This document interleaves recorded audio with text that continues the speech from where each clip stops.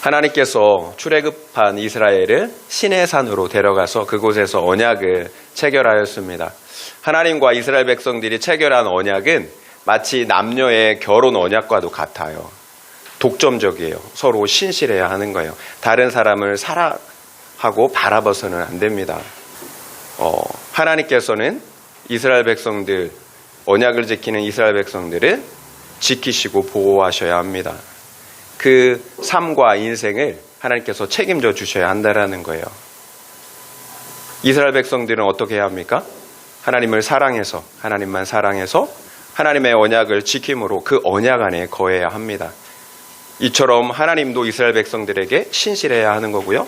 또 이스라엘 백성들도 하나님에게 신실해야 하는 것입니다. 이것이 그들이 하나님과 이스라엘 백성들이 언약의 내용이었어요. 그렇다면 이스라엘 백성들이 신실했나요? 우리가 광야의 40년을 계속 지켜보고 있잖아요. 이스라엘 백성들은 때마다 시마다 원망하고 불평하였습니다.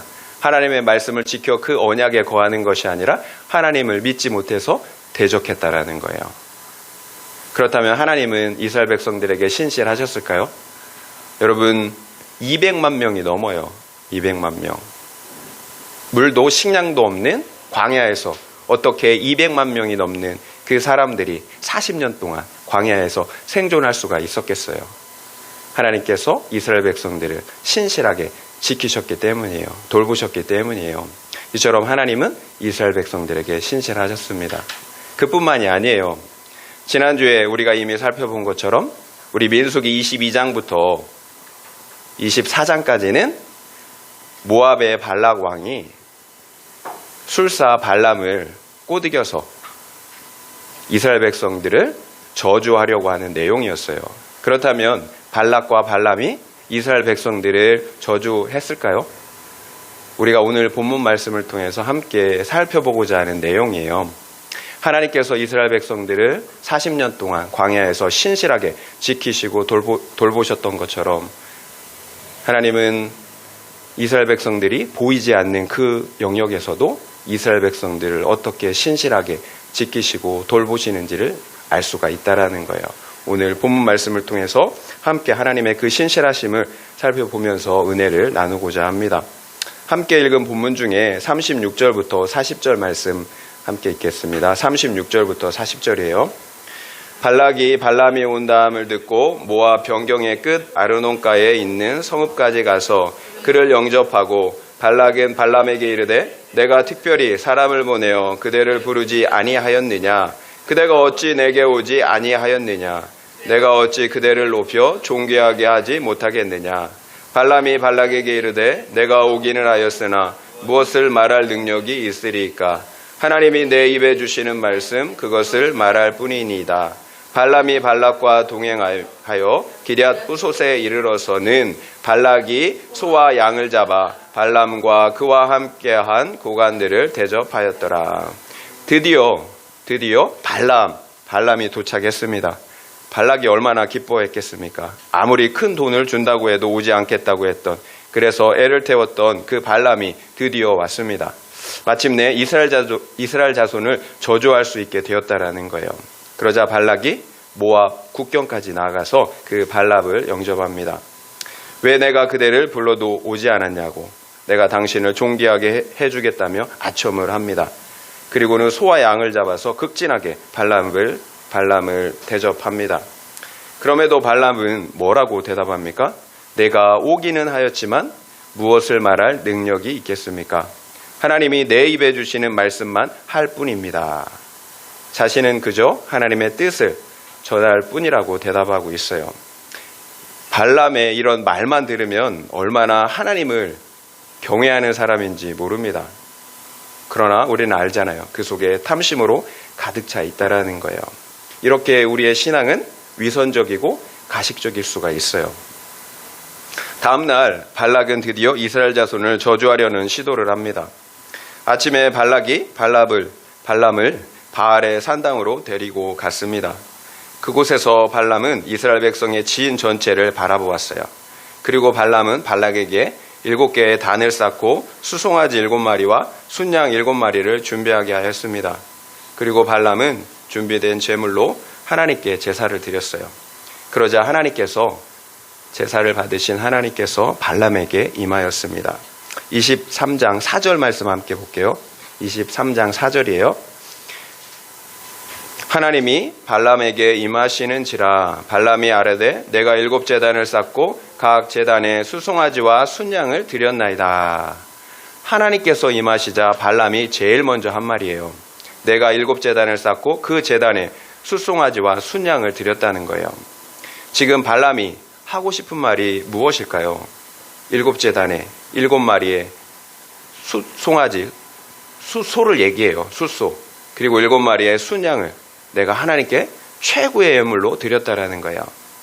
발락이 발람을 뇌물로 사려고 했던 것처럼 발람 역시 하나님을 뇌물로 사려고 하는 것입니다. 그러니까 내가 원하는 대답을 해달라는 거죠. 이것이 세상 사람들이 종교를 대하는 태도, 그들의 신을 섬기는 목적입니다. 여러분 기브 앤 테이크 아시잖아요. 내가 드렸으니까 내가 원하는 복을 달라라는 거예요. 한마디로 종교 비즈니스죠. 내 목적을 이루기 위해서 하나님을 사려고 하는 것입니다. 그렇다면 이런 태도가 세상 종교 안에서만 나타나는 것일까요? 교회 안에서도 마찬가지예요. 내가 예배드리는 이유, 하나님을 섬기는 이유, 헌신하는 이유가 무엇이냐는 거예요. 내가 원하는 그 무엇을 얻어내고자 하는 것은 아니냐, 우리가 생각해 볼 필요가 있다라는 거죠. 예를 들어서 발락이 원하는 것은 이스라엘을 저주하는 거예요. 내가 성공하는 거예요. 성공. 그리고 발람이 원하는 것은 돈과 명성이에요. 하나님의 뜻이 중요하지 않다라는 거예요. 내 뜻과 소원이 이루어지면 되는 거예요. 그러니까 누가 중요한 거예요? 내가 중요한 거죠. 내가. 오직 내가 중요해요. 상대방이 피해를 입고 손해를 봐도 나만 잘 되면 됩니다. 극단적인 이기주의, 자기 중심성이에요. 만약 이처럼 자기 중심성의 죄가 해결되지 않았다면 우리 역시 세상 종교인과 다르지 않다라는 거예요. 여러분, 하나님을 섬기는 것 같지만 실상은 나를 섬기고 있는 것입니다. 여러분, 기독교는 그렇지 않아요. 내 뜻이 이루어지는 것이 아니라 하나님의 뜻이 이루어지는 거예요.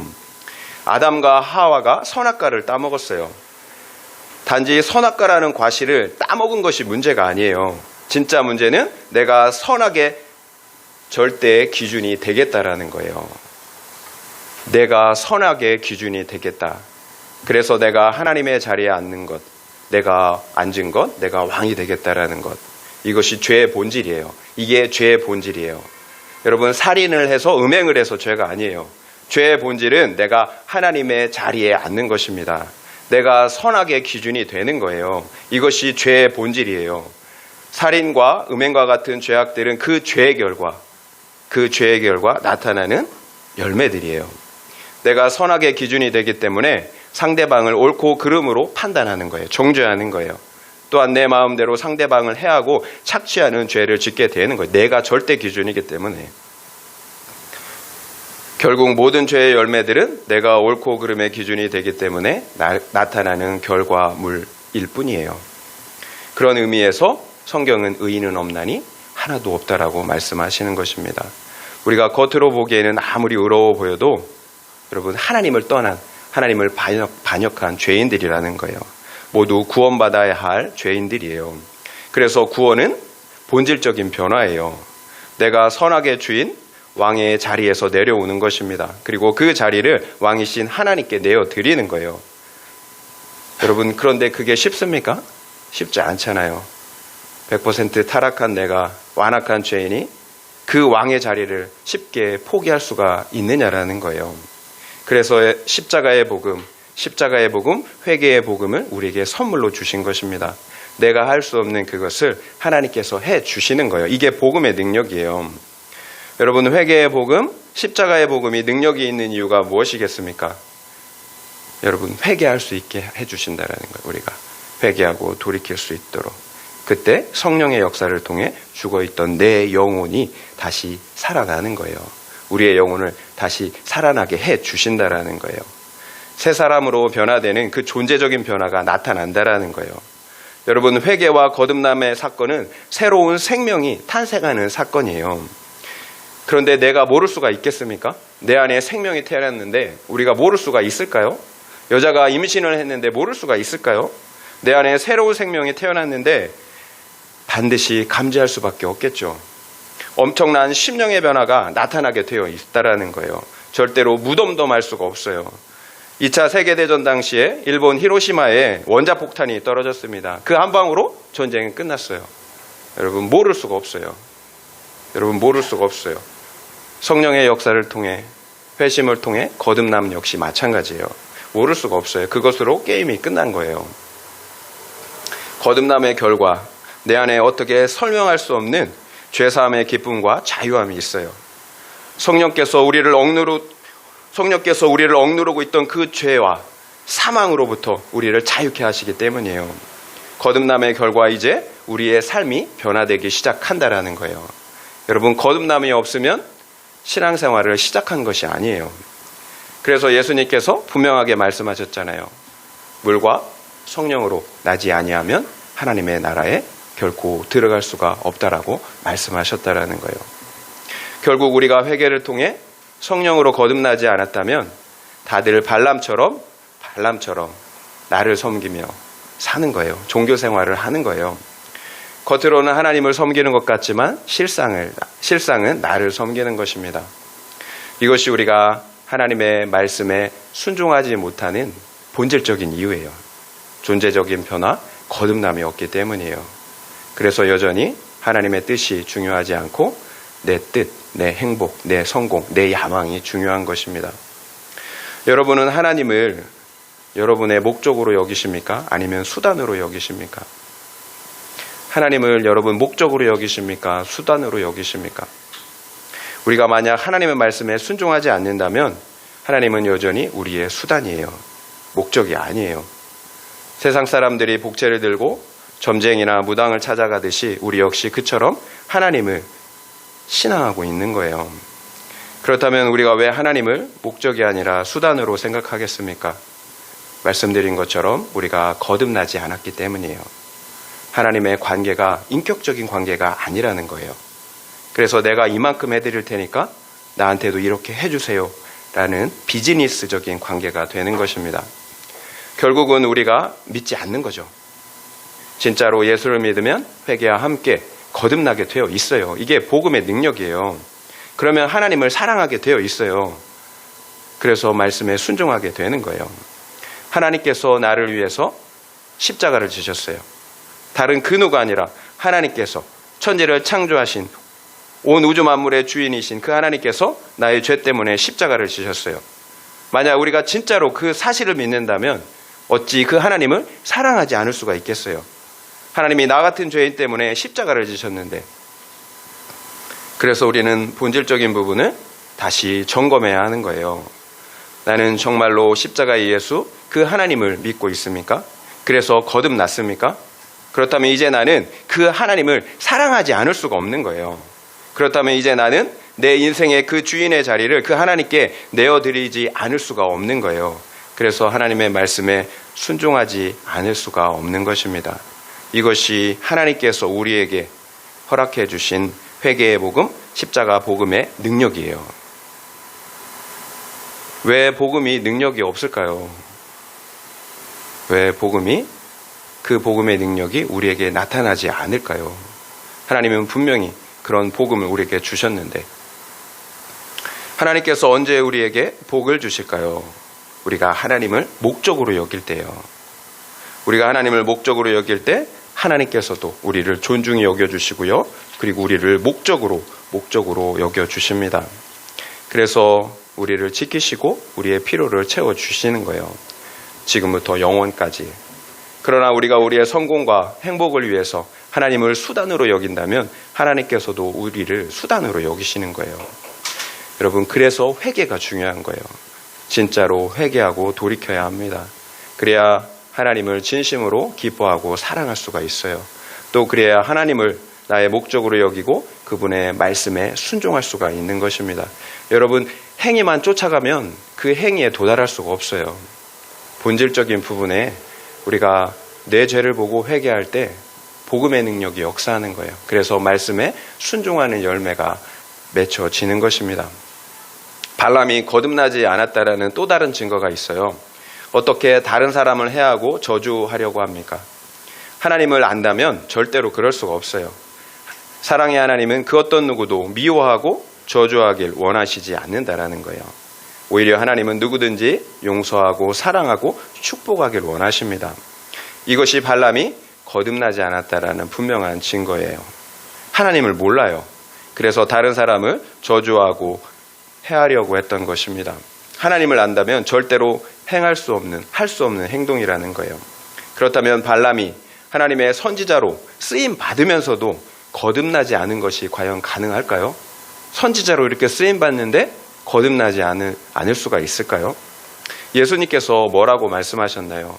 그날에 많은 사람들이 우리가 주의 이름으로 선지자 노릇하고 주의 이름으로 귀신을 쫓아내고 주의 이름으로 많은 권능과 능력을 행하지 아니하였습니까? 심판대 앞에서 많은 사람들이 이렇게 주님께 말한다라는 거예요. 제가 주님의 이름으로 선지자 노릇하고 귀신을 쫓아내고 능력을 행했습니다. 상 주세요. 그런데 주님이 뭐라고 말씀하세요? 그러나 그때 내가 너희를 도무지 알지 못하니 불법을 행하는 자들아 내게서 떠나가라 할 것이라고 말씀하셨어요. 거듭나지 않아도 표면적으로 선지자 노릇할 수 있어요. 귀신도 쫓아낼 수 있어요. 많은 권능을 행할 수가 있어요. 심지어 세상의 무당들, 심지어 세상의 종교를 믿는 그 사람들조차 그런 능력을 행한다라는 거예요. 결국 표적과 능력이 하나님의 백성이라는 증거는 아니라는 거예요. 하나님의 백성이라는 증거는 무엇일까요? 하나님의 뜻대로 말씀대로 순종하는 행하는 것이 하나님의 백성인 거예요. 그것이 그 사람이 참 선지자라는 거예요. 그래서 예수님께서 주여 주여 하는 자마다 다 천국에 들어갈 것이 아니라 오직 아버지의 뜻대로 행하는 자라야 천국에 들어간다라고 말씀하신 것입니다. 그렇다면 아버지 하나님의 뜻이 무엇입니까? 내 이웃을 내 몸처럼 사랑하는 것입니다. 결국 회개하고 거듭난 사람들은 하나님을 목적으로 여길 뿐만 아니라 다른 이웃들 역시 목적으로 여긴다라는 거예요. 사랑한다라는 거예요. 하나님뿐만 아니라 다른 사람들 역시 수단이 아니라 목적으로 여긴다라는 거예요. 여러분, 하나님은 사랑이세요. 그래서 그 하나님이 우리를 자기 생명을 내어주시기까지 사랑하신 거예요. 그래서 그 하나님이 우리를 통해 다른 영혼들을 사랑하기를 원하시는 거예요. 그렇다면 나는 어떤 것 같습니까? 회개하고 거듭난 것 같습니까? 하나님과 다른 영혼들을 목적으로 생각하십니까? 그래서 사랑하십니까? 아니면 나의 필요를 위한 수단으로 혹시 생각하십니까? 적용 질문 드리겠습니다. 똑같은 적용 질문이에요. 나는 하나님과 다른 영혼들을 목적으로 대하십니까? 아니면 나의 필요를 위한 수단으로 대하십니까? 그렇다면 그 이유가 무엇인 것 같습니까? 한번 생각해 보시기 바랍니다. 나는 하나님과 다른 영혼들을 목적으로 대하십니까? 아니면 나의 필요를 위한 수단으로 대하십니까? 그렇다면 그 이유가 무엇인 것 같습니까? 발람에게 임재하신 하나님께서 발락에게 예언의 말씀을 전하라고 하십니다. 23장 7절부터 10절 말씀 함께 읽겠습니다. 7절부터 10절이에요. 발람이 예언을 전하여 말하되 발락이 나를 아람에서 모압 왕이 동쪽 산에서 데려다가 이르기를 와서 나를 위하여 야곱을 저주하라. 와서 이스라엘을 꾸짖으라 하도다. 하나님이 저주하지 않으신 자를 내가 어찌 저주하며 여호와께서 꾸짖지 않으신 자를 내가 어찌 꾸짖으라. 발람이 발락에게 말합니다. 발락이 나를 데려다가 야곱을 저주하라, 이스라엘을 꾸짖으라 하였으나 하나님이 저주하지 않으신 자를 내가 어찌 저주하며 꾸짖으라고 말하고 있어요. 한마디로 이스라엘 백성들을 나는 저주할 수가 없다는 것입니다. 그렇다면 하나님이 원하시는 것은 무엇일까요? 9절 10절 말씀 읽겠습니다. 9절 10절이에요. 내가 바위에서 그들을 보며 작은 산에서 그들을 바라보니 이 백성은 홀로 살 것이라. 그를 여러 민족 중에 하나로 여기지 않으리로다. 야곱의 티끌을 누가 능히 세며 이스라엘 4분의 1을 누가 능히 셀고 나는 의인의 죽음을 죽기 원하며 나의 종말이 그와 같기를 바라노라 하매.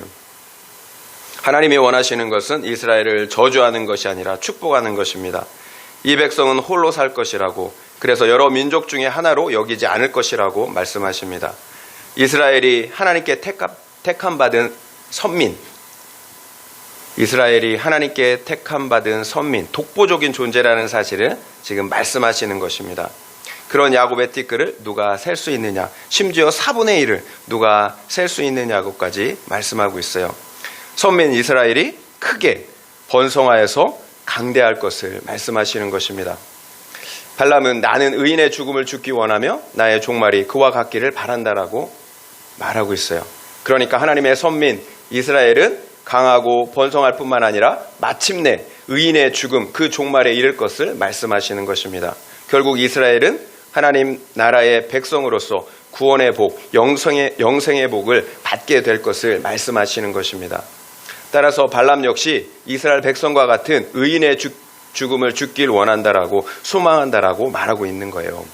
그렇다면 왜 이처럼 발람은 이스라엘을 저주하지 못하고 오히려 축복하고 있겠습니까? 이것이 발람이 원하는 바는 아니잖아요. 22절 말씀 읽겠습니다. 22절에요. 발람이 대답하여 이르되 여호와께서 내 입에 주신 말씀을 내가 어찌 말하지 아니할 수 있으리까? 발람이 화가 난 발락에게 하는 말이에요. 여호와께서 내 입에 주신 말씀을 내가 어찌 말하지 않을 수가 있겠습니까? 발람이 신실해서가 아닌 거예요. 하나님의 말씀을 잘 따라서가 아니라는 거예요. 발람 역시 이스라엘을 저주하고 싶어서 미치겠어요. 그래야 원하는 돈을 받을 수가 있기 때문이에요. 문제는 하나님께서 이스라엘을 저주하는 것을 허락하지 않는다라는 거예요. 오히려 축복하게 하셨다라는 거예요. 일개 인생이 어찌 하나님의 명령을 거역할 수가 있겠습니까? 그렇다면 이스라엘을 저주하려는 이런 시도는 이것으로 끝났을까요? 그렇지 않아요. 이후에도 발락과 발람은 이스라엘을 저주하기 위해서 장소를 이동해요. 2번이나 이동해서 더 동일한 시도를 합니다. 그러나 그 2번의 시도 역시 마찬가지로 이스라엘을 저주하지 못하고 오히려 이스라엘을 축복하고 만다라는 거예요. 여러분 무엇을 알 수가 있나요? 지금 발람의 상태, 발람의 탐심의 죄가 해결되지 않았어요. 여전히 회개하지 못했다라는 것입니다. 결국 발람은 자신의 바람과는 달리 이스라엘과 같은 의인의 죽음을 죽지 못하고 오히려 영원한 사망의 길을 가게 된다라는 거예요. 여러분 내가 아는 것과 사는 것은 이렇게 달라요. 여러분 아는 것을 믿음으로 착각하면 안 돼요. 믿음은 살아내는 거예요. 발람이 지금 몰랐나요? 너무 잘 알아요. 그런데 하나님의 말씀에 순종하지 못해요. 발람은 너무 잘 알지만 살지 못했어요. 자기 바람과 다르게 구원받지 못하고 죽음의 길을 갔다라는 거예요. 여러분 아는 것을 믿음으로 생각하시면 안 돼요. 여러분 믿고 살아내야 그것이 믿음이에요. 그러나 그 무엇보다 여기에서 우리가 알아야 할 중요한 교훈이 있어요. 하나님이 이스라엘 자손에 대하여 절대적으로 신실하다는 것입니다. 그래서 그 어떤 누구도 이스라엘을 저주하고 해할 수가 없었던 거예요. 그 신실하신 하나님께서 이스라엘을 지키시고 보호하셨기 때문입니다. 이것이 우리의 구원이 100% 확실한 이유예요. 우리가 믿는 하나님은 절대적으로 우리에게 신실하시기 때문입니다. 절대로 우리를 떠나지도 버리지도 않으십니다. 당신이 약속하신 언약의 말씀을 반드시 지키신다라는 거예요. 여러분 이스라엘 백성들을 보세요. 그렇게 원망하고 불평하고 지질이 말도 듣지 않잖아요. 그러면 하나님께서 그런 이스라엘 백성들을 버려야 하는 것 아닙니까? 말 그대로 남녀의 결혼 사이에도 결혼 관계에도 우리가 이혼하잖아요. 버리잖아요. 그러나 하나님은 그런 이스라엘 자손을 지키시기 위해서 얼마나 지금 신실하게 일하십니까? 절대로 발락과 발람의 저주를 허용하지 않으세요. 오히려 그 저주를 바꿔서 축복하게 하셨습니다. 결국 우리의 구원은 우리 그 어떠함에 달려있지 않아요. 오직 하나님의 신실하심에 달려있습니다. 그래서 우리의 구원은 결코 변개될 수가 없는 거예요. 우리가 만약 택자라면 그런 거예요. 우리가 만약 택자라면 하나님의 구원은 결코 변개될 수가 없어요. 발락이 2번째로 이스라엘을 저주하려고 하였을 때 하나님께서 어떻게 축복하셨는지를 보겠습니다. 본문 말씀은 아닌데요. 23장 21절 말씀 보겠습니다. 23장 21절. 23장 21절 읽겠습니다. 야곱의 허물을 보지 아니하시며 이스라엘의 반역을 보지 아니하시는도다. 여호와 그들의 하나님이 그들과 함께 계시니 왕을 부르는 소리가 그 중에 있도다. 야곱의 허물을 보지 않으시고 이스라엘의 반역을 보지 않는다고 말씀하세요. 이것이 우리가 복을 받게 된 이유입니다. 하나님께서 우리의 죄와 허물을, 그 숱한 반역들을 보시지 않는다라는 거예요. 죄가 없다는 것이 아니잖아요. 우리의 죄를 없는 것으로 여겨주신다라는 거예요. 그 이유가 무엇입니까? 십자가에서 예수 그리스도께서 우리의 모든 죄를 대신해서 희생하셨기 때문이에요. 십자가 속죄 때문입니다. 죄와 허물이 없는 것이 아니에요. 우리는 영원히 죽을 죄인들입니다. 그 죄를 해결할 방법이 없어요. 그런데 하나님께서 그 죄를 죄로 여기시지 않는다는 것입니다. 왜 그럴까요? 말씀드린 것처럼 하나님의 아들 예수 그리스도께서 그 엄청난 죄의 값을 자신의 죽음으로 대신 갚아 주셨기 때문이에요. 그래서 내 죄를 보지 않으시고 예수님의 그 의로움, 그 공로를 우리의 것으로 여겨주신다는 것입니다. 우리가 비록 죄인이지만 우리를 의롭다라고 여겨주시는 이유예요. 여러분, 그래서 회개할 수 있다라는 사실 자체가 은혜예요. 얼마나 큰 은혜인지 모릅니다. 만약 예수님의 그 속죄, 희생이 없었다면 우리는 회개하고 싶어도 회개할 수가 없어요. 아무리 회개하고 싶어도 그냥 그 죄 가운데 죽어야 되는 거예요. 여러분, 회개할 수 있다는 사실 자체가 은혜 중에 은혜예요. 하나님께서 죽으심으로 우리가 회개할 수 있게 된 것입니다. 그럼에도 끝까지 회개하질 않아요. 그렇다면 어떻게 될까요? 십자가 언약 안에 있는 이스라엘 백성이 아닌 거예요. 발람인 거죠. 발람. 그렇다면 우리가 회개한 이스라엘 자손인지 아니면 회개하지 않은 발람인지 어떻게 알 수가 있겠습니까? 계속 말씀드리지만 하나님의 말씀으로 돌이키는 것입니다. 하나님의 말씀에 대한 순종 여부예요. 하나님의 말씀에 순종하는 자가 회개하고 돌이킨 것입니다.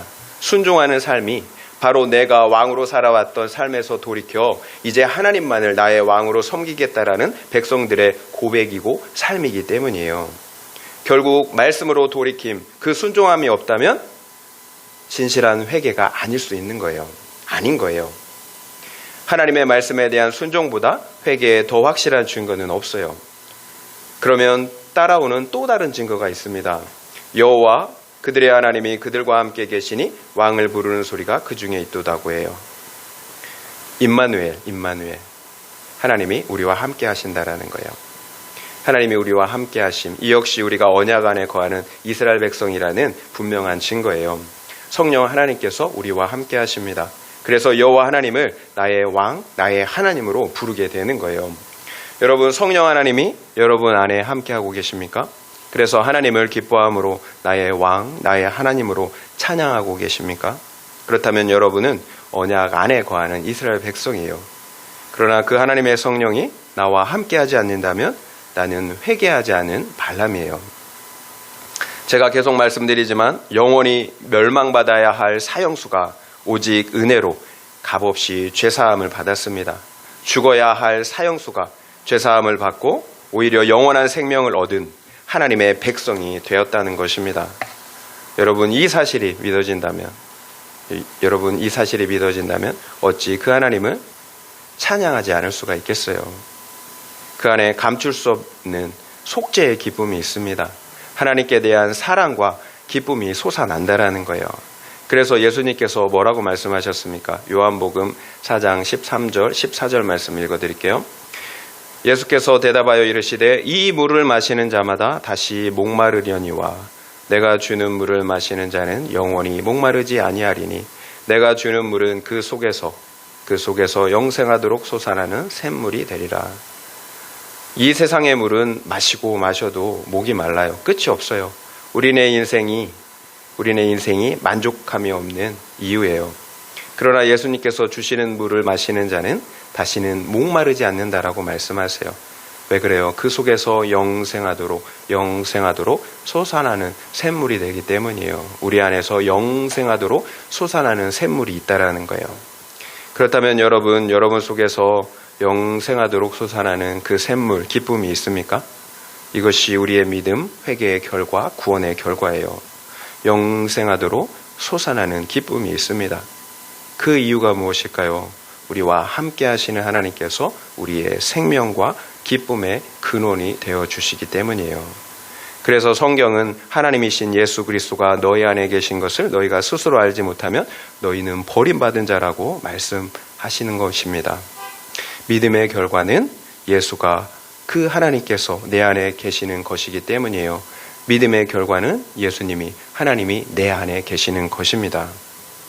결국 하나님께서 우리와 함께 하심이 우리 구원의 증거라는 거예요. 23장 23절도 함께 읽겠습니다. 23절이에요. 야곱을 해할 점술이 없고 이스라엘을 해할 복술이 없도다. 이때 야곱과 이스라엘에 대하여 논할진대 하나님께서 행하신 일이 어찌 그리 크냐 하리로다. 우리가 십자가 언약 안에 있을 때 어떤 점술도 복술도 소용이 없어요. 신실하신 하나님께서 그 언약 안에서 우리를 지키시기 때문이에요. 믿는 우리가 이 세상의 그 어떤 것도 두려워하지 않는 이유입니다. 전능하신 하나님께서 우리를 지키시기 때문이에요. 그 언약 안에서 악한 자들이 우리의 머리털 하나 건드릴 수가 없다라는 거예요. 그러니까 여러분, 내가 지금 어떤 힘든 상황에 있다 할지라도, 또한 내가 나에 대하여 실망스럽다 할지라도 여러분 낭망하시면 안 돼요. 하나님의 신실하심을 여러분 믿어야 합니다. 하나님은 절대로 우리를 포기하시지 않으세요. 우리가 안전한 이유는 내가 잘나서가 아니에요. 환경이 좋아서도 아니에요. 우리가 오직 십자가의 언약 안에 있기 때문입니다. 그 언약 안에서 신실하신 하나님께서 우리를 지키시기 때문이에요. 그래서 우리가 안전한 것입니다. 우리의 감정은 수시로 변해요. 좋을 때도 있고요, 나쁠 때도 있어요. 그러나 하나님의 신실하심은 우리의 감정에 따라 결코 변하지 않아요. 따라서 우리의 믿음을 여러분 우리의 감정에 두시면 안 돼요. 구원받은 것 같기도 하고 구원받지 못한 것 같기도 하고 우리의 감정을 이렇게 왔다 갔다 한다라는 거예요. 여러분, 우리의 믿음은 영원토록 변하지 않는 신실하신 하나님께 둬야 합니다. 그분의 말씀에 둬야 합니다. 그 하나님께서 십자가에서 죽으시고 다시 살아나셨어요. 죽으시고 살아나셨어요. 이것보다 더 분명한 증거가 어디 있어요? 우리의 언약이 확실하다라는 예수 그리스도께서 부활하셨습니다. 그 부활하신 주님이 우리 안에 있잖아요. 믿음을 회복하셔야 합니다. 그러면 하나님께서 우리와 더 친밀히 함께 하세요. 그러면 그 하나님을 우리가 기뻐하고 사랑하지 않을 수가 없어요. 이것이 우리의 힘과 능력이에요. 하나님이 우리의 힘과 능력이에요. 여러분, 우리가 우리 힘으로 어떻게 하나님 말씀을 순종할 수 있겠어요? 하나님이 나의 기쁨과 사랑이 되실 때, 나의 힘과 능력이 될 때 자발적으로 순종이 되어지는 것입니다. 그렇다면 우리가 당하는 고난의 이유는 무엇일까요? 여러분, 우리가 택자인데 왜 자꾸 이렇게 고난을 당할까요? 우리가 겪는 고난을 어떻게 해석해야 할까요? 여러분의 자녀를 사랑하잖아요. 그래서 다른 사람들이 여러분의 자녀들을 해하려고 하면 지키잖아요. 목숨 걸고라도 당신의 자녀들을 지키실 것입니다. 그런데 만약 그 자녀가 거짓말을 하고 도둑질을 하고 욕을 하면 어떻게 하시겠습니까? 그래 잘한다, 내버려 두시겠어요? 그냥 내버려 두면 감옥에 가고 더 비참한 인생이 되고 말 것입니다. 내 새끼니까 혼내시겠죠. 따끔하게 혼낼 것입니다. 내 새끼니까 지키는 거예요. 또 내 새끼니까 혼내는 거예요. 남의 새끼라면 절대로 보호하지 않아요. 그리고 절대로 혼내지도 않아요. 어떤 행동을 해도 그냥 내버려 둘 거예요. 방치할 거예요. 무관심. 결국 우리가 우리의 자녀를 징계하는 이유는 사랑하기 때문이에요. 내 자녀가 거짓말하는 사기꾼, 도둑놈이 되면 안 되기 때문이에요. 하나님 역시 마찬가지예요. 하나님께서 우리를 징계하시는 이유는 우리를 더 거룩하게 하시려는 것입니다. 그래서 언약 안에 거할 수 있도록 하시려는 거예요. 그 언약 안에만 생명이 있기 때문이에요. 예레미야 29장 11절 말씀 읽어드릴게요. 여호와의 말씀이니라. 너희를 향한 나의 생각을 내가 아나니 평안이요 재앙이 아니니라. 너희에게 미래와 희망을 주는 것이니라. 너희를 향한 나의 생각을 내가 아나니 평안이요 재앙이 아니니라. 너에게 미래와 희망을 주려는 것이니라. 하나님은 이스라엘을 바벨론에 의해서 완전히 패망하게 하셨어요. 나라가 완전히 망했어요. 그래서 민족과 친척과 가족이 다 죽고 흩어졌습니다. 게다가 나는 이방 나라에 포로로 끌려가는 비참한 상황이 되고 말았다라는 거예요. 그런데 하나님은 나의 생각은 평안이고 재앙이 아니라고 말씀하고 계신다라는 거예요. 여러분, 이런 상황이 이해가 되십니까? 나라가 다 망했어요. 나는 포로로 끌려가 지금 비참한 인생이 되었다라는 거예요. 그런데 나의 생각은 평안이고 재앙이 아니라고 말씀하세요. 너에게 미래와 희망을 주시려는 것이라고 말씀하십니다. 우리 안에 하나님을 반역하는 죄가 없다면 신실하신 하나님께서 우리를 괴롭게 할 이유, 고난을 주실 이유가 전혀 없어요. 그러니까 우리 믿는 자들이 징계를 받는 이유는 우리가 하나님의 자녀, 백성이라는 증거예요. 택자라는 증거예요. 우리의 죄의 문제를 해결하고 구원하기 위해서 징계하시는 것입니다. 우리를 더 완전한 자로, 온전한 자로 세우시려는 것입니다. 여러분, 결국 내가 하나님의 자녀인가 아닌가, 이 사실이 중요한 거예요. 하나님의 자녀인가 아닌가. 내가 고난을 받느냐 아니면 이 세상의 복을 받느냐, 이것이 중요한 것이 아니에요. 내가 택자냐 하나님의 자녀냐 아니냐, 이게 중요한 거예요. 이 세상에서의 그 일시적인 복을 받는다고 한들 하나님의 자녀가 아니라면 무슨 의미가 있겠어요. 영원한 생명이 없는데 그게 무슨 의미가 있겠어요. 하나님께서 왜 그토록 회개를 강조하고 요구하시겠습니까? 우리의 자녀들이 잘못을 할 수가 있어요. 그러면 부모 자식 간의 관계가 틀어지게 되잖아요. 그런데도 자녀가 자기 잘못을 인정하지 않고 계속해서 동일한 죄를 짓는다면 어떻게 될까요? 그 부모 자식 간의 관계가 더 악화되겠죠. 회복될 수가 없어요. 그러나 자식이 엄마 아빠한테 정말 죄송하다고 잘못했다고 하면 부모님들 중에 그 잘못을 받아주지 않을 부모가 있겠습니까? 네가 나한테 끼친 손해와 돈을 다 갚을 때까지 감옥에 가 있으라고 하겠습니까? 어떤 부모도 그처럼 매몰차게 하지는 않을 거예요. 자녀의 죄를 다 용서하고 다시 그 관계를 회복할 것입니다. 하나님께서도 마찬가지예요. 내 죄를 인정하고 회개하지 않으면 하나님의 관계를 회복할 수가 없어요. 하나님께서 우리에게 오직 회개를 요구하시는 이유입니다. 하나님과 우리 사이의 관계를 회복할 수 있는 방법은 회개밖에 없기 때문이에요. 내 죄를 인정하고 그 죄에서 돌이키는 것, 그래야 십자가 안에 거할 수가 있기 때문이에요. 이것이 징계의 이유예요. 결론적으로 우리가 언약 안에 있다라는 증거는 첫 번째는 회개와 거듭남이에요. 그리고 두 번째는 하나님의 말씀에 대한 순종이에요. 그리고 세 번째는 하나님께서 나와 우리와 함께 하시는 것입니다. 이처럼 우리가 십자가 언약 안에 있다면 그러면 이 세상의 어떤 것도 우리를 하나님의 사랑에서 끊을 수가 없어요. 적용 질문 드리겠습니다. 내가 신실하신 하나님을 신뢰할 수 있는 이유, 그 십자가 언약 안에 있다라는 증거가 있습니까? 회개와 거듭남이 있습니까? 하나님 말씀에 대한 순종이 있습니까? 성령 하나님께서 나와 함께하고 있습니까? 한번 생각해 보시기 바랍니다. 내가 신실하신 하나님을 신뢰할 수 있는 이유, 그 십자가 언약 안에 있다라는 증거가 있습니까? 회개와 거듭남이 있습니까? 하나님의 말씀에 순종하고 있습니까? 성령 하나님께서 나와 함께하고 있습니까? 한번 생각해 보시기 바랍니다. 하나님의 말씀을 마무리하겠습니다. 발락과 발람은 이스라엘 자손을 저주하기 위해서 수단과 방법을 가리지 않았습니다. 그러나 발락과 발람은 이스라엘을 저주하기는커녕 오히려 축복해야만 했습니다. 저주가 축복이 되게 하셨어요. 하나님께서. 그 이유가 무엇입니까? 신실하신 하나님께서 이스라엘 자손을 지키시고 돌보셨기 때문이에요. 그래서 악한 자가 이스라엘 자손의 머리털 하나 건드릴 수가 없었던 것입니다. 결국 어떤 권세도 어떤 악한 영들도 그 어떤 누구도 십자가 언약 안에 있는 우리를 해할 수가 없어요. 십자가 언약 안에서 하나님께서 우리를 지키시기로 약속하셨기 때문입니다. 그 전능하신 하나님께서 거짓말하실 수 없는 그 신실한 하나님이시기 때문이에요. 그래서 우리의 구원은 흔들릴 수가 없어요. 100% 확실합니다. 그렇다면 우리가 해야 할 것이 무엇입니까? 우리 역시 그 하나님께 신실한 것입니다. 믿음으로 그 언약의 말씀 안에 거하는 거예요.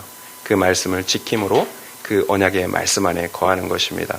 그래서 그 신실하신 하나님을 기뻐하고 사랑하는 것입니다.